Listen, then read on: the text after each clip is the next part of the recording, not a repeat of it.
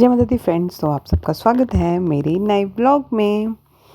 तो सबसे पहले आप सबको ईद और अक्षय तृतीया की बहुत बहुत बधाई। और ये ईद और अक्षय तृतीया वाला दिन ही है, शाम का समय, जब मैं किचन में डिनर की तैयारी कर रही हूँ। और ये मैं करेले फ्राई कर रही हूँ और साथ में मैंने तेल रखा है एक और सब्ज़ी बनाने के लिए, और आटा गूंदने के लिए भी मैं बिल्कुल रेडी हूँ। और साथ में मेरे चल रहे हैं किचन में भजन। ये दुर्गा चालीसा का पाठ मैंने लगाया हुआ है।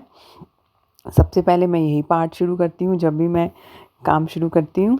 और उसके बाद ये आप देखेंगे जो करेले के छिलके का जो छिलते हैं, जब हम पील करते हैं तो जो वो मटेरियल होता है, मैं उसकी भी एक सब्ज़ी बनाती हूँ अमचूर वगैरह डाल के अपने ससुर के लिए, क्योंकि वो डायबिटिक पेशेंट है।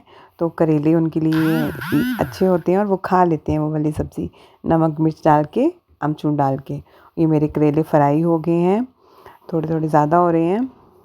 और ये साथ में मैं दूसरी सब्ज़ी जो करेले के छिलकों की बना रही हूँ, तो इसमें मैं सबसे पहले डाल दूँगी जीरा, और फिर उसके बाद वही करेले का जो छिलका जो मैंने छील के रखा हुआ है वो डाल दूँगी, और फिर नमक मिर्ची हल्दी और अमचूर डाल दूँगी, ताकि थोड़ा टेस्ट बन जाता है, उनको थोड़ा टेस्ट आ जाता है उससे। तो फिर थोड़ी सी टेस्टी सब्ज़ी बन जाती है अमचूर की वजह से। वो खाते हैं क्योंकि छिलके करेला बहुत अच्छा होता है डायबिटिक पेशेंट के लिए।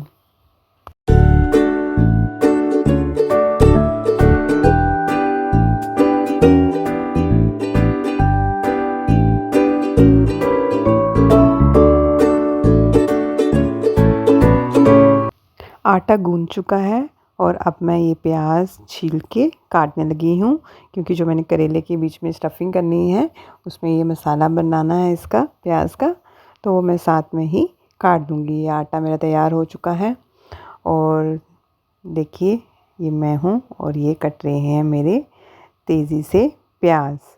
ये मैं थोड़े बड़े बड़े ही काट देती हूँ, छोटे छोटे नहीं काटती हूँ, क्योंकि बाद में मसाला टेस्टी ही लगता है। और मेरी बेटी को तो बहुत पसंद है, वो तो करेले ही खाती है। और मैं भी बचपन में ना करेले नहीं खाती थी मैं भी। हम लोग मसाला ही खाते थे, मम्मी को बोलते थे मसाला ज़्यादा बनाओ, और वही मेरी बेटी भी कहती है मसाला बना दो ज़्यादा, तो मैं तो वही खाऊँगी। और ये मेरी वो पापा वाली सब्ज़ी रेडी हो गई है, वो भी मैंने डाल दी है। और ये मेरे करेले फ्राई हो रहे हैं साथ में। अच्छा, ये क्योंकि अक्षय तृतीया का दिन था तो अपने आप ही फ़ोन में ये भजन लग गए थे, अक्षय तृतीया की कथा लग गई थी जो मैंने सुनी थी। और फिर लक्ष्मी नारायण जी के अक्षय तृतीया के अवसर पे भजन भी लग गए थे। तो ये होता है ना कि जब भगवान ने आपको अपनी तरफ बुलाना होता है, ध्यान लगवाना होता है, तो खुद ही लग जाते हैं।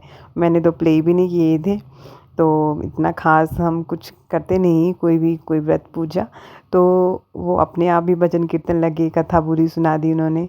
तो ये होता है कि जो भी कुछ होता है ना, भगवान आपको अपनी तरफ खुद ही खींचते हैं। और इस वीडियो में मैं आपको बताऊंगी कि मेरे को किस तरह से भगवान ने, माता रानी ने अपने पास बुलाया। कि अच्छा, जब ये मैंने ब्लॉग बनाना शुरू किया था तब इसलिए किया था क्योंकि आज धीर के बाबा बोल रहे थे चलो मूवी देखने चलते हैं, सलमान की मूवी जो आई है ईद पे, तो चलो आज मेरे पास टाइम है तो चलो चलो। और धीर को काफ़ी देर से इन्होंने बोल के रखा, जबकि बाद में मैं गई नहीं थी, धीर और धीर के पापा ही गए थे मूवी देखने।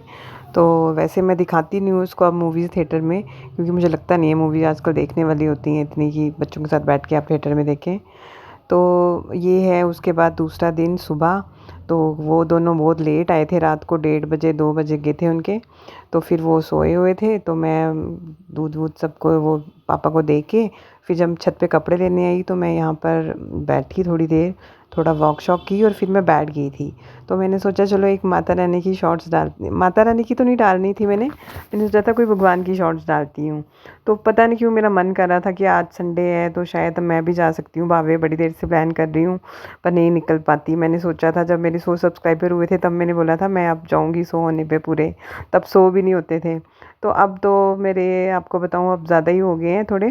तो लेकिन उस वक्त मैंने सोचा था और मैं वेट करती रही कि धीर के पापा जाएंगे, कब हम तीनों जाएंगे, तो हम जा ही नहीं पाए। तो पता नहीं मैं यहाँ पे जब वॉक करके चुप करके बैठ, फिर मैंने एक व्हाट्सएप मैसेज किया था जिसकी वजह से एकदम से मेरे को माता रानी की आशीर्वाद मिला, कि शक्ति मिली कि मेरा प्लान बन गया बावे जाने का। तो यहाँ पर देखिए ये मैं नहा के किचन में आ भी गई हूँ, फटाफट मैं नाश्ता बना रही हूँ, जबकि आज लेट ही बनना था संडे को नाश्ता। तो मैंने सोचा ये सब सोए हुए हैं, मैं नाश्ता बना लेती हूँ, फटाफट रेडी हो जाती हूँ और बना के मैं वावे चले जाऊँगी। तो अभी तक मैंने किसी को कुछ बताया नहीं है कि मेरा क्या प्लान बन चुका है। मैं नहा के रेडी हो गई हूँ, इनकी चाय बन रही है, चपातियाँ बना दी हैं, सब्ज़ी पड़ी हुई थी, रात के बहुत करेले पड़े हुए थे।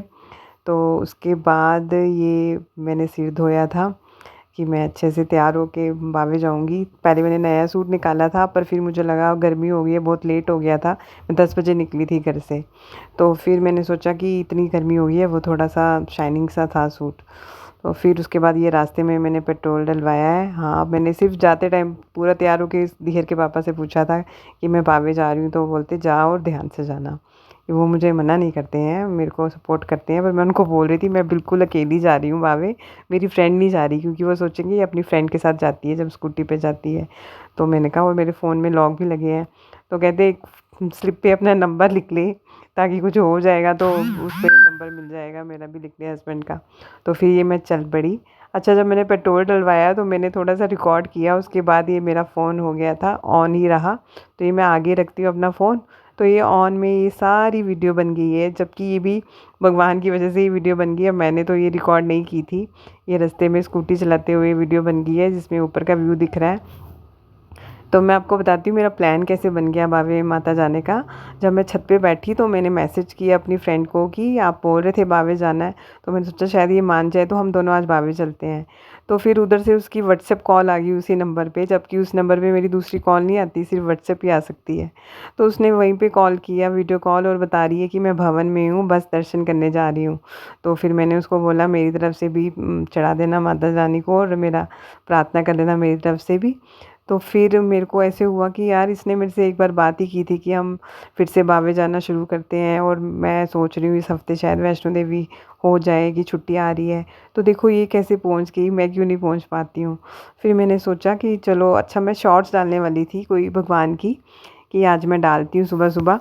तो जब मैं डालने लगी तो फिर मेरा मन किया क्यों मैं माता रानी की आज डालूँगी, जबकि मैंने सोचा था आज राम भगवान जी का कोई भजन डालूँगी। तो माता रानी का ही मैंने भजन डाला। तो जैसे ही मैंने वो भजन डाला, शॉर्ट्स डाली, और मैं डाल के नीचे आई, और मैं नीचे आई तो मैंने सोचा यार मैं कितनी वो हूँ, तब मैंने कहा था कि मेरे 100 सब्सक्राइबर हो जाएंगे तो मैं बावे जाऊँगी। तो मैंने अपने मन में रखा है कि 100 होंगे तो यहाँ जाऊँगी, 1000 होंगे तो यहाँ जाऊँगी, तो इतने होंगे तो ऐसे ऐसे कि वैष्णो माता वहाँ जाऊँगी। तो मैं गई नहीं, मैं कितनी वो हूँ कि मैं हिम्मत ही नहीं करती हूँ, मुझे आती भी तो है स्कूटी, मैं क्यों नहीं निकलती हूँ अकेले। तो फिर मैंने नीचे बैठ के प्लान किया कि मैं जाऊँगी। मैंने कहा वैसे भी अभी, जब मैं नीचे आई ना तो मैंने देखा था मेरे 280 थे पहले सब्सक्राइबर, और शॉर्ट्स डालने के बाद मेरे 288 हो गए सब्सक्राइबर। तो मुझे बहुत चमत्कार लगा कि यार ऐसे मैं एक भी सब्सक्राइबर बढ़ाने के लिए जब किसी से बात होती है तभी बढ़ता है। और ये मैं पुल पे दिखा रही हूँ, ये है बावे वाली माता। मैंने स्कूटी रोकी, यहाँ पे मुझे पता चला कि मेरा कैमरा ऑन है, तो ये कैमरे में सारी रिकॉर्डिंग हो गई थी। फिर मैंने कैमरा शायद बंद कर दिया आगे जाके थोड़ा सा।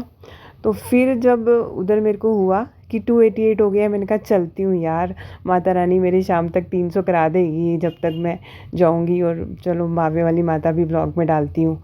और आपको पता अभी मैं उठी ही और अभी नहा के बाहर आई तो मैंने देखा मेरे 303 सब्सक्राइबर हो गए। तो मैंने कहा अब तो मैं जाऊँगी ही जाऊँगी, माता रानी ने कर ही दिया कि ये ले तेरी भी बात कि तू 300 पे जा। तो ये मैं पहुंच गई हूँ बावे में, स्कूटी मैंने पार्क कर दी है और अब मैं जा रही हूँ। तो आप देखिए किस तरह से चमत्कार हुआ, मेरे जैसे भाग्य बंदे जो जा नहीं पाते हैं। तो माता रानी ने बोला ये देख मेरा चमत्कार, मैं तेरे को, तू एक सब्सक्राइबर के लिए भी जब किसी से मिलती है तो कोई पूछता है क्या करती है तो तू बताती है मैं इसे एक चैनल चलाती हूँ, तो फिर वो कभी कोई कर देता है सब्सक्राइब। और यहाँ किसी को फ्रेंड को मैसेज करती हूँ, या कभी कोई स्टूडेंट से अगर मैं मैसेज करके बताती हूँ कि ऐसे मेरा चैनल है, तो यहाँ पर मेरे इतने सब्सक्राइबर बढ़ गए। उस दिन 28 सब्सक्राइबर माता रानी ने बढ़ा दिए। तो ये मुझे किसी चमत्कार से कम नहीं लगा कि माता रानी ने मुझे इतनी हिम्मत दी। तो ये पहली बार है कि मैं बावे वाली माता रानी के बिल्कुल अकेली स्कूटी पे आई हूँ। ऐसे मैं स्कूटी पे आई भी हूँ ड्राइव करके, लेकिन साथ में दूसरी स्कूटी पे मेरी फ्रेंड होती थी, कि मुझे होता था कि अगर रास्ते में कहीं स्कूटी बंद हो गई या कुछ हो गया तो कोई और होगा, क्योंकि मेरी स्कूटी पे मुझे पूरा विश्वास नहीं है, वो कई बार उसको किक वगैरह लगानी पड़ती है, उसकी सेल्फ ख़राब हो जाती है, तो मैं इसलिए डरती हूँ। अब तो हमने ठीक कराई हुई है, तो ये देखिए बावे वाली माता में मैं जा रही हूँ, तो मैं अपने से थोड़ी सी रिकॉर्डिंग कर रही हूँ साइड पे रख के, कि इसको पता ना चले मैं रिकॉर्डिंग कर रही हूँ। तो ये किस तरह से सब लोग जा रहे हैं, संगत जा रही है माता रानी के दरबार। तो हाँ, रश था उस दिन थोड़ा बहुत, संडे को। ऐसे हम लोग जाते हैं दोपहर को 4 बजे। मैं अपनी फ्रेंड के साथ पीछे, उसने बोला था यार ट्यूसडे जाया करेंगे हम, इतना भी कोई मुश्किल काम नहीं है। तो मैं गई थी 4-5 बार उसके साथ ना। तो तब हम शाम को जाते थे तो रश नहीं होता था, आ जाता था नंबर। पर इसमें थोड़ी सी लाइन लगी थी संडे को। कोई अच्छा दिन था तो वो माता रानी की वो जो छिल्लियाँ देते हैं लोग जिन्होंने मन्नत मांगी होती है, वो भी दी जा रही थी। तो बहुत सारे वो लंगर वगैरह भी लगे हुए थे यहाँ पे। तो मज़ा आया, मुझे बहुत अच्छा लगा करने के बाद कि मैं अकेली गई। और जब आप बिल्कुल अकेली जाती हो तो आपका ध्यान भी पूरा माता रानी की तरफ ही होता है कि मैं सिर्फ माता रानी तेरे लिए आई हूँ, आज तेरे लिए माता रानी ने मुझे बुलाया। मुझे हिम्मत दी कि मैं अकेली गई, अदरवाइज़ मैं घर से निकल ही नहीं पाती हूँ। सोचती हूँ कब दिहेर के पापा जाएंगे तो उनके साथ जाऊँगी, या फिर दिहर के साथ भी मैं गई हूँ कई बार अकेली ना। जब बड़ी देर हो जाती है हम कहीं नहीं निकलते तो मैं उसके साथ गई हूँ, मैटाडोर में गई हूँ। तब मैं उसको ले जाती हूँ मैटाडोर में बिठा के। तो जब बहुत टाइम होता है मेरे पास, जहाँ पापा घर पे नहीं हो या कुछ ऐसे, तो अब मैं टोटली अकेली गई थी। मुझे पता था ये दोनों ज़्यादा देर सोने वाले हैं और हस्बैंड घर पे हैं, तो वो नाश्ता मैं बना कर आई हूँ तो वो डाल के दे ही देंगे सबको। तो मैं निकल आई और उन्होंने भी मुझे कोई ऑब्जेक्ट नहीं किया। तो अब ये मैं पहुंच गई हूँ यहाँ पर। यहाँ पे फ़ोन सबमिट कराना पड़ता है। अच्छा, ये मैंने दर्शन भी कर लिए हैं अब, और दर्शन करने के बाद वापस फ़ोन ले लिया है मैंने और चप्पल पहन ली है अब मैंने। पहले मैंने यहाँ पे उतार दी थी शॉप में, सबमिट करा दिया था फ़ोन और प्रसाद लिया था। तो ये उसके बाद का है, जब मैंने दर्शन कर लिए मैं दोबारा थोड़ी सी आगे जाके फिर ये मैंने रिकॉर्ड किया था बावे वाली माता का, कि किस तरह से है ये जम्मू में बावे वाली माता, काली माता। जो लोग, अगर कोई बाहर के लोग मुझे देखते हैं तो ये बहुत ही ज़्यादा प्रचलित है। तो बहुत ज़्यादा शक्ति है इस माता में। आप कोई भी चीज़ मन से, सच्चे मन से मांगेंगे तो ये माता रानी आपकी ज़रूर पूरी करेगी। और ये माता रानी, अगर आपने मन्नत मांगी है और अगर आप पूरी नहीं करते हो तो ये मेरे मन की बात है, आप नहीं पूरी करते हो तो माता रानी आपको थोड़ा सा तड़पाती हैं, दुख देती हैं, कि आपको पता लगे, याद कराती हैं कि इस तरह से ऐसे हुआ था। कि मेरे साथ ऐसा हुआ है कि मैं एक बार मैंने कहा था जब शादी होगी तो मैं पूरी यहाँ पर आऊँगी। तो फिर मुझे किसी ने बोला था कि आपने कोई मन्नत मांगी हुई है बावे में तो आप जाइए, जाके ये सब चढ़ाइए। अच्छा, ये उसके बाद मुझे बहुत प्यास लगी थी तो इसलिए मैंने ये नींबू डाल के ये जो बोतल होती है बांटे वाला सोडा जिसे हम बोलते हैं, वो पिया था। और फिर मुझे भूख भी लग गई थी थोड़ी सी, तो फिर मैंने एक कलाड़ी कुलचा भी खा लिया। और मैंने हस्बैंड से पूछा कुछ लाना है तो कहते कल चालू ले आ पैक करा के। तो फिर मैं आराम से घर में पहुंच गई थी 12:30 तक। तो इसी के साथ मेरा ये ब्लॉग ख़त्म होता है, माता रानी की शक्ति के साथ, चमत्कार के साथ। जो भी लोग ये ब्लॉग देख रहे हैं तो वो एक इशारा समझ लें कि माता रानी उनको भी बुला रही हैं, तो वो भी जाइए। माता रानी आप सब पे अपना आशीर्वाद बनाए रखे। जय माता दी फ्रेंड्स।